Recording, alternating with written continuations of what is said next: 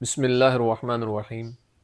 السلام علیکم ورحمۃ اللہ وبرکاتہ۔ امید ہے آپ سب خیریت سے ہوں گے۔ اللہ پاک مجھے اور آپ کو بہت سی برکتیں عطا فرمائے۔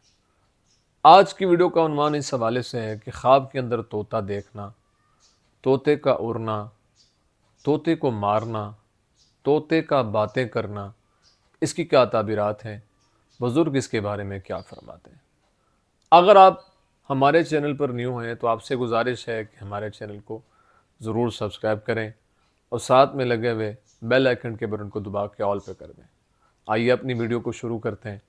خواب کے اندر طوطا دیکھنا، یہ بیٹے کو یا غلام کے طرف اشارہ ہوتا ہے۔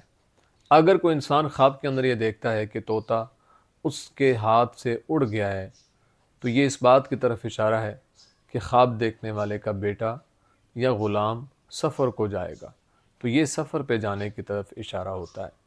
اگر کوئی انسان خواب کے اندر یہ دیکھتا ہے کہ طوطا اس کے باتیں کرتا ہے تو یہ اس بات کی طرف اشارہ ہے کہ خواب دیکھنے والا ایسا کام کرے گا جس سے لوگ تعجب کریں گے۔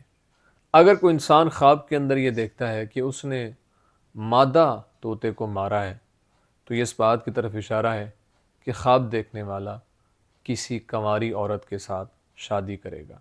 اگر کوئی انسان خواب کے اندر یہ دیکھتا ہے کہ اس کے منہ سے طوطا نکلا ہے تو یہ اس بات کی طرف اشارہ ہے کہ اللہ تعالیٰ خواب دیکھنے والے کو بیٹا عطا فرمائے گا۔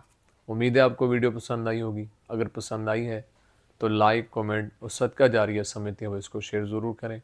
زندگی رہی تو انشاءاللہ نیکسٹ ویڈیو میں آپ سے پھر ملاقات ہوگی۔ السلام علیکم ورحمۃ اللہ وبرکاتہ۔